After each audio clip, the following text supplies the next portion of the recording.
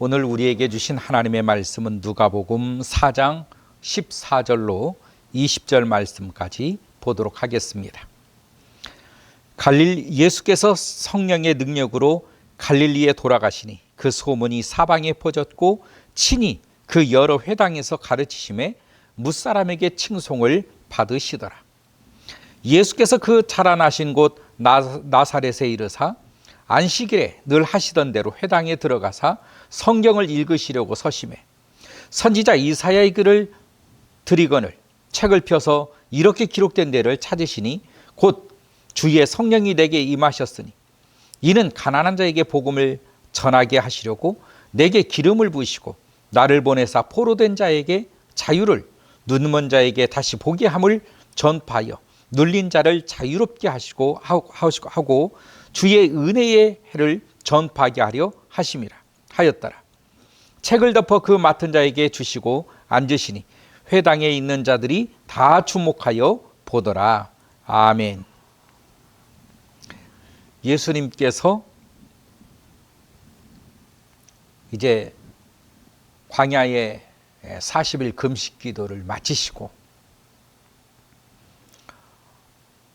처음 이제 사역의 장소 고향으로 이제 돌아가셔서 사역을 시작하십니다. 그 자라나신 곳이 바로 나사렛이었기 때문에 자기의 집이 있는 그 나사렛에 가서 복음을 전하는 거예요. 그 전하시기 위해서 본인이 복음을 전한다라고 하는 그 말씀, 예수님의 모든 행동 하나, 행적 하나는 이제 성경에 되어진 대로 이루어질 것입니다. 그래서 그 성경을 주님이 읽어주십니다. 이사야의 글에 있는 말씀이지요. 주의 성령이 내게 임하셨으니 이는 가난한 자에게 복음을 전하게 하시려고 내게 기름을 부으시고 나를 보내사 포로된 자에게 자유를 눈먼 자에게 다시 보게 함을 전파하여 눌린 자를 자유롭게 하고 주의 은혜를 전파하게 하려 하는 것이 바로 내가 하는 사역이다. 이걸 선포하는 거예요. 이 선포를 위해서 안식일에 회당에 사람들이 모이는데 이 안식일에 그 회당에 들어가셔서 이 말씀을 선포했습니다. 이 말씀을 들은 사람들이 굉장히 놀랬지요.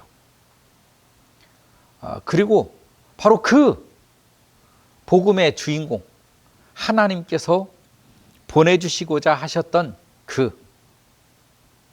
바로 그 메시아가 바로 나다라는 말을 할 때 이 회당에 모였던 사람들이 다 예수님을 절벽으로 몰고 가서 예수님을 죽이려고 하는 장면들이 그 뒷절에 나옵니다. 빛이 세상에 왔으되 어둠은 빛을 싫어했다라고 말하고 있습니다. 빛은 이 온 세상의 이 어둠 가운데 빛으로 오셨다는 것은 어둠이 무너졌다는 것입니다. 어둠이 깨졌다는 거예요. 어둠은 결코 빛을 이길 수가 없지요. 어둠과 빛은 싸우는 게 아닙니다. 왜냐하면 빛은 일방적인 것이고 어둠은 빛이 뜨는 이상 어둠을 드러낼 수가 없는 게 어둠입니다. 예수님께서 드디어 메시아로서 이제 자기 자신을 드러내고 사역을 시작하셨습니다. 그 시작한 곳이 고향이었죠. 그래서 예수님께서 이렇게 말합니다. 예수께서 성령의 능력으로 갈릴리에 돌아가시니 예수님의 이 사역의 시작은 성령으로 말미암았다라고 하는 것을 전제로 깔아줍니다. 성령 하나님의 사역이었다라고 하는 것입니다. 결과적으로 주님의 이 복음의 사역은 어떻게 이루어지느냐? 성령으로 이루어진다라고 하는 것이죠. 지금 예수님이 십자가에 달리시기 전이기 때문에 안식일에 모여서 이렇게 복음을 전합니다. 왜냐하면 예수님이 안식일에 이 제물로서 드려지는 그 양이 되어야 되기 때문에 십자가에 달리기 전까지는 이 안식일이라고 하는 이 날을 지킵니다. 예수님 십자가에 달리시고 난 이후에 그 안식일에 음부에까지 내려가십니다. 다시 말하면 완전한 죽음을 안식일에 이룹니다.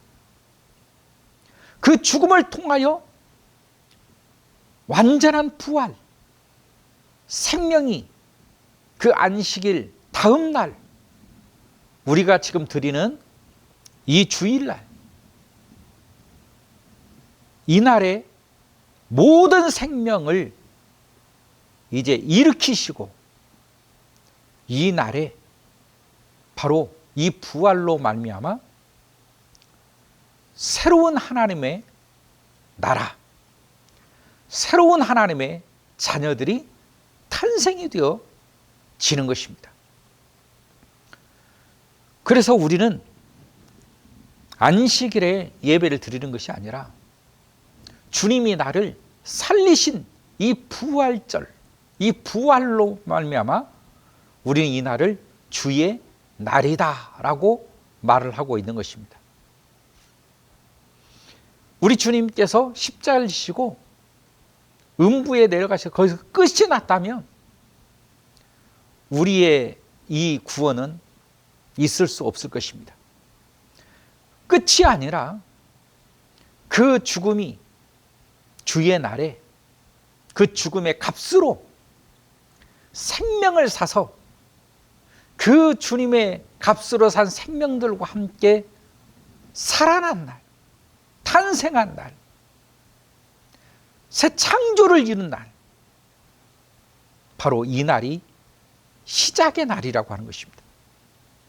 모든 날의 시작이 바로 주의 날로부터 되어지는 것입니다. 그래서 달력에도 우리가 주일이 제일 첫 번째 날이 되는 것입니다. 안식일 날은 마지막 날이에요. 우리가 토요일이죠. 마지막 날로서 모든 것을 완결하시고 완전한 죽음을 이루신 죽음의 날. 그래서 천주교는 그 예수님의 죽음의 날에 그 날을 기념하자 해서 기념 예배로 드리죠. 우리 기독교는 그 죽음보다 더 값지고 귀하고 창조된 우리 자신이 창조되어진 생명의 날, 부활의 날, 그게 바로 주일인 것입니다. 요한계시록에도 그 제자들이 주의 날에 내가 주님의 환상을 보게 되었다라고 표현을 하고 있지요. 사도행전에도 주의 날에 성령을 받고 난 주님의 자녀들, 다시 말하면 주님의 예수님의 제자들, 이제 안식일의 예배를 드린 것이 아니라 주의 날에 저들이 함께 모여 예배를 드리고 주님을 기념하고 하나님의 나라를 전파했다라고 하는 것입니다. 오늘 우리도 마찬가지입니다. 모든 복음의 시작은 이렇게 성령으로 말미암아 시작되어지는 것이 하나님의 나라의 사람들이다라고 하는 것을 말해주는 거예요. 그래서 예수님께서 이 부활의 첫 번째 아담의 이 모든 생명의 대표자가 되셔서 우리를 그 생명으로 초대하시고 생명으로 낳으셨다라고 하는 것입니다. 이렇게 모든 죽음을 완전히 깨뜨리시고 해결하셔서 우리를 부르실 때는 그냥 부르신 것이 아니라 성령으로 부르셨다라고 하는 거예요. 성령으로. 그래서 예수님의 제자들이 오순절날 마가의 다락방에서 성령을 받습니다. 각 사람에게 임하는 그 성령을 받아요. 그 성령을 받다 보니 이 사람들이 완전하게 바꿔집니다. 달라졌다라고 하는 것입니다. 어떻게 달라졌느냐?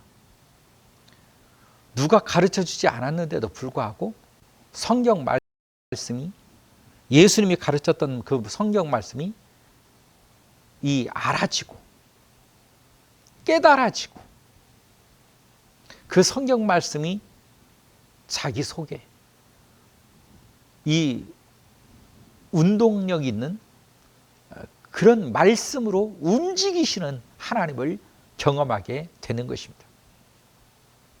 이건 어떤 외부에서 협박, 공갈하는 그런 힘보다도 말할 수 없이 강한 역사로 그들을 휘어 잡아내는 모습들을 볼 수 있습니다.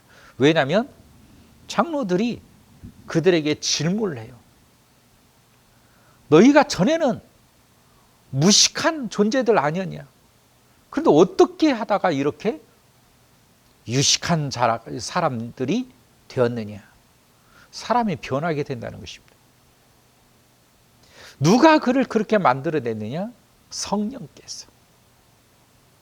예전에 베드로는 아무것도 할 수 없는 존재였습니다. 그러나 이제 예루살렘 성문 앞에 있었던 그 안진뱅이를 내가 은과 금은 내게 없거지만 내게 있는 것으로 내게 주노니 주 나사렛 예수 그리스도의 이름으로 일어나 걸으라. 내게 있는 것은 예수 그리스도라고 하는 것이.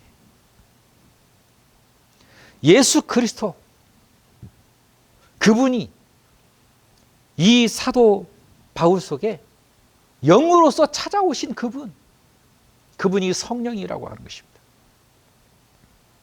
예수님의 십자가를 가지고 찾아오신 그분이 성령이라는 것이에요. 그 십자가의 증거로 나를 살리시고 내가 어떻게 구원받았음을 알게 하시고 하나님의 자녀가 되었음을 깨닫게 해주심으로 우리가 이 세상에 살아가는 이 삶이 이제는 믿음의 구원의 삶임을 알게 해 주신다는 것입니다. 그러므로 그 말씀을 받은 주님의 자녀들이 이제는 사단의 영향력 속에서 완전한 해방을 이룰 수 있도록 주님이 역사해 주셔서 그 안진뱅이가 일어서서 걸어가는, 심지어는 뛰어가는 놀라운 은혜를 나타내어 보여주셨습니다. 이것이 변화라고 하는 것을 성경은 우리들에게 알려주고 있다는 것이죠. 변화가 어떻게 이루어지느냐? 성령으로. 이것은 비단 우리뿐만 아니라 예수님께서도 이 사역의 시작이 성령의 능력으로 갈릴리에 돌아가시니 성령의 능력으로 시작했다라고 하는 것입니다. 여러분, 우리의 믿음의 시작, 믿음의 삶은 성령의 삶이 되어야 된다는 것입니다. 우리의 이 인생의 이 사역의 시작도 성령이어야 되는 것이죠. 성령으로 시작한 인생이 아니라면 우리는 믿음의 사람이라고 말할 수도 없는 것입니다. 주님께서 이렇게 성령으로 시작하셔서 모든 사탄의 이런 계략과 협박과 공갈과 이런 공포들을 완전히 다 물리치시고 십자가에 달리시기까지 그 복음의 길을 완벽하게 완성하셨던 모습을 우리가 볼 수 있듯이 오늘도 우리를 도우시는 성령께서 우리의 삶에 복을 주셔서 또 우리를 함께 하고 계시는 그 능력으로 우리 또한 이 세상에서 복음의 사람으로서 살아가는 데에 완전하게 살아갈 수 있도록 도우시고 계심을 믿으시길 주의 이름으로 축원합니다. 예수를 믿는 믿음의 사람들은 반드시 승리하게 되어 있습니다. 오늘 현재 우리가 힘들고 어렵다 할지라도 성령께서 우리와 함께 하시고 나를 도우고 계시기 때문에 이 모든 어려움도 반드시 이겨내리라고 하는 믿음을 가질 수 있기를 주의 이름으로 축원합니다. 오늘 예수님께서 나사렛에 들어가셔서 복음을 전합니다. 이사야 글을 읽습니다. 이 복음은 포로된 자에게 자유를 주는 것이 복음이라는 것입니다. 사람들은 자기 자신이 포로인지 아닌지를 모르고 삽니다. 묶여있는 삶, 이미 저주받은 삶, 심판받을 삶, 이 사람들을 자유롭게 자유자가 되게 한다. 여러분, 당시에 포로는 누가 포로입니까? 여러분, 포로는 전쟁에서 지면 포로가 되는 거예요. 포로라고 하는 것은 자유가 없는 것입니다. 포로라고 하는 것은 내 생명의 권한을 내가 상대방에게 준 거예요. 포로는 아무런 권한이 없습니다. 단지 저들의 승리의 전유물로 사용할 뿐이에요. 이제는 자기의 자유는 박탈이 되었고 타인에 의해서 움직여야만 살 수 있는 존재지요. 여러분, 구원받지 못한 사람의 특징은 무엇입니까? 그 타자에 의해서 움직여지는 삶이라고 하는 것입니다. 자기의 생각인 줄 착각하는 사람이 있어요. 자기의 삶이라고 착각하는 사람들이 있습니다. 여러분, 우리의 인생은 예수 믿기 전에 우리 모든 인생은 마귀에게 포로가 되어 살고 있는 존재예요. 왜냐하면 죄를 졌잖아요. 그 죄를 진 사람들은 하나님께로 갈 수가 없어요. 마귀가 그들을 조종하고 이용하고 마귀가 그들을 시험하고 있는 것입니다. 끊임없이 그들을 괴롭히고 지옥을 보내려고 하는데 그걸 알지 못하는 것이죠. 그래서 복음은 알게 해주는 거예요. 우리의 현재 상태, 지금 나의 본 모습이 어떤 모습인지, 어떤 삶인지, 어떤 영혼인지를 알게 해주시고 그 처절한 우리의 현실 속에서 그러면 내가 어떻게 해야 구원을 받을 수 있는지를 가르쳐주는 것을 가르쳐서 복음이라고 말하는 것입니다. 여기 구원의 길이 있다는 거예요. 여기 해방의 길이 있다는 것입니다. 승리의 길이 있다는 거예요.